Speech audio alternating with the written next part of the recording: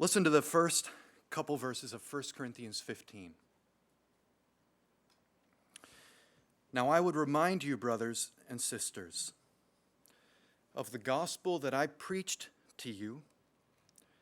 You might even say the gospel I gospeled to you, which you received, in which you have stood, and by which you are being saved.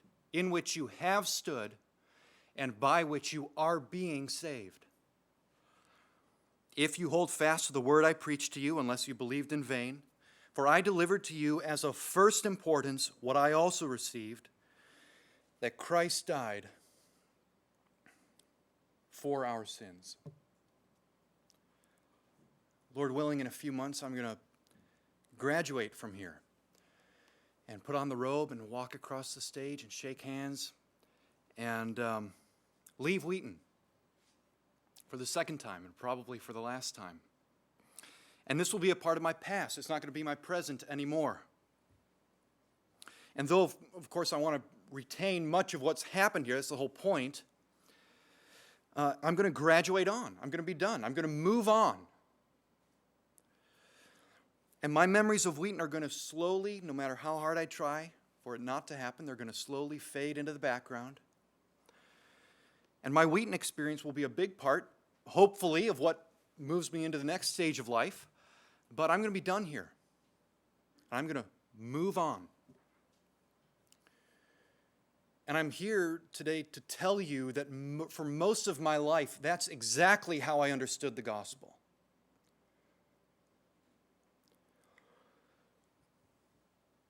The gospel, something I graduate out of. That's what I've thought of it as. Maybe you do. This morning when I rolled out of bed, that's how emotionally and psychologically that was the bent of my heart. Move on past the gospel. The gospel is what gets me in. This is how I've thought for most of my life, till about 18 months ago, really. I'm still sinking in. The gospel is what gets me in, and I'll still share it with unbelievers. But for me personally, functionally, it fades into the background like a memory. I move on, leave it behind. I'm grateful for it, but it's really just my ticket in. And over the past year and a half, really since the summer before last, things were happening before that, but that was when the penny dropped for me, and it's still dropping, it feels like. I have come to view the gospel as just the opposite of that. Just precisely the opposite. So Gary asked me, we were shooting hoops together last year over at the gym and talking about these things, and recently we were together. He asked if I would come and share a little bit of that with you, so I'm going to pass that on to you in the hope that whatever I say that is not true would be forgotten, and if it is true, whatever is, that would stick with you and get planted in your soul as it's getting planted in mine. So this is going to be really strange. Here are 15 sentences that are not 15 different ideas, but one idea that I'm just going to say again and again 15 different times in different ways to try to get across to you what I've been learning, all right? Here's what I've been learning. I'm learning that I am not nearly as godly, as spiritually intense, as selfless. Marriage and a kid helps with that. Or as humble as I thought. And that's all right. I'm learning that the gospel, that Christ died for our sins, according to 1 Corinthians 15, is what I need every day as a believer. In which you have stood, not in which you stood. And by which you are being saved. I'm learning that the gospel is not a ticket in to be torn up, but the new air breathed to be increasingly and more deeply enjoyed. I'm learning that the Christian life is not one of graduating beyond the gospel, like I'm going to graduate, and maybe some of you in a few months, but of letting that gospel sink in and more deeply into me. I'm learning that it takes me one good night's sleep with a few Excedrin PM to forget that God is utterly for me, utterly apart from me, and wake up a Pharisee in the morning. I'm learning that to be a disciple of Jesus is not to move from being a screw-up to having it all together, but to move from being an unaware screw-up to being an aware screw-up. I'm learning that real growth comes to the degree that I enjoy the freeness of God's favor that washes into my life regardless of the growth or lack of growth that I'm currently experiencing because of what Jesus did. I'm learning that the life of a disciple, here's how Richard Lovelace puts it, that the life of a disciple is one of learning to base my sanctification on my justification rather than my justification on my sanctification, which is how I am deeply hardwired. I just didn't know it until recently. I'm learning that the ruin in me runs far deeper than I realized 2 years ago or 5 years ago or in this moment. And that the more God slowly pulls back the veil from my heart and shows me what is really driving me, say in my academics, the more precious the gospel becomes. I'm learning that the root problem in my life is not bad choices, it's not making mistakes, and it's not breaking the rules. It's idolatry. Misdirected trust. Trusting in something in a misdirected, misguided way. And that, as Luther has shown me this summer, sitting out on the back porch of my house, going through 3 volumes of the American edition of Luther's work, since Luther's the whipping boy for the New Perspective, and I had to finally figure it out, since I'm writing on the New Perspective on Paul, if that doesn't mean anything to you, then take a class with Doug Moo, he'll tell you about it. I had to figure out if these guys are right about what they're saying about Luther, and I got all sorts of blessing, totally apart from what I was looking for in him. As Luther has shown me, idolatry is the flip side to justification by faith, because idolatry is justification by fill in the blank. I'm learning that in this season of life, my main idolatry is justification by academic performance. Justification by CV. Justification by the opinion of others.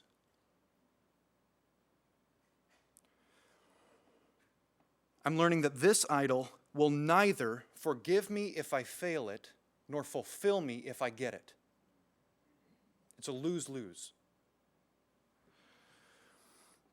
I'm learning that I can go into the things that cause anxiety in my life. Like, for example, a dissertation defense in 2 months. That causes anxiety, let me tell you. I can go into the things, what is it for you? You and I can go into the things that cause anxiety in our lives, really without fear. Really. Not by spiritual pep talks or generating self-esteem, or even by trying just to trust God more, though that's true in a sense. That's not the root. But by remembering that the verdict is already in. The verdict that I'm trying to strengthen emotionally and psychologically with a successful dissertation defense. Though I would rarely, like now, say that out loud. That's the pulse beat of the heart. I'm learning that when I find myself grouchy with my family, or resentful of others, or smugly looking down my nose at fellow students, while of course trying my hardest to appear as humble as possible on the outside, that this is a gospel issue. It's a justification issue. It's because I don't really believe the gospel. I don't really believe that I am okay, I'm all right, because of what someone else did. And I think I need to stabilize my own sense of worth by leveraging my opinion of myself over against my opinion of others. That is absolutely miserable. I'm going to wake up tomorrow morning and I'm going to go right back to it. And even that is forgiven. That's what I'm figuring out. And that's what helps me move on. I'm learning, in short, finally, that the gospel of God's free grace is where I need to plant my heart every day. Here's how Berkhouwer puts, the Dutch theologian 50 or 60 years ago. He says, the heart of sanctification, okay? Do you think of sanctification like this? The heart of sanctification, growth, development, progress, spiritually. The heart of sanctification is the life which feeds on justification. That helps me. Here's how Thomas Chalmers put it. You remember the British preacher from a few hundred years ago, The Expulsive Power of a New Affection? You remember that famous sermon? Maybe you've heard about it. Here's how he puts it. He says, the freer the gospel, the more sanctifying is the gospel. Now that is completely counterintuitive. It's contrary to how you and I are wired so very profoundly. The freer the gospel, the more we think the freer the gospel, the less sanctifying the gospel. And I want to tell you that is not true. And I'm just figuring this out. I'm just late on the train, I guess. I'm a slow learner. I don't know. I'm just figuring this out and getting all sorts of freedom from it. The freer the gospel, the more sanctifying is the gospel, says Chalmers, and the more it is received as a doctrine of grace, the more will it be felt as a doctrine of godliness. This is one of the secrets of the Christian life. That's right. I have a slew of Bible passages here. Hopefully you're saying, that's fine, Dane, but I don't really care what they say. Is it in the Bible? And I don't have time to go through all of these. Let me mention just a few that I've jotted down here. One is Colossians 1. Remember how Paul speaks there in Colossians 1. He speaks of continuing in the faith, stable and steadfast. What? Not shifting. Not graduating on. Not shifting from the hope of the gospel that you heard. A few verses later, therefore, as you received Christ Jesus the Lord, so walk in him, rooted and built up and established in faith. So clear. As you received him, so walk. How did you receive him? With the empty hand of faith. You brought to him nothing but your need. Neither did I. So walk. Jesus, John 6, they said to him, what must we do to be doing the works of God? Jesus answered them. I read this dozens of times before a year and a half ago. I don't know what I made of it. But I know what it means now. I'm learning what it means now. Jesus answered them, this is the work of God, that you believe in him whom he has sent.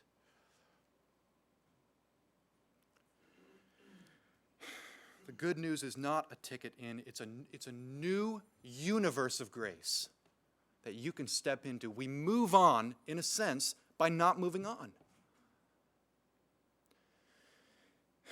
Now, I know many of you don't buy that. Either you outright, cognitively, theologically, or all of us, it's not the default mode of our hearts. Shifted into neutral, this is not where we go. So let me do this just in this last few minutes, handle two objections, and then close. Okay, two objections that might come to your mind. All right? To what I'm saying. I've been trying to say that the gospel I'm learning, I need every day. I need it sinking in. The way I move forward in my Christian life is by enjoying that same gospel that got me in. Objection number one.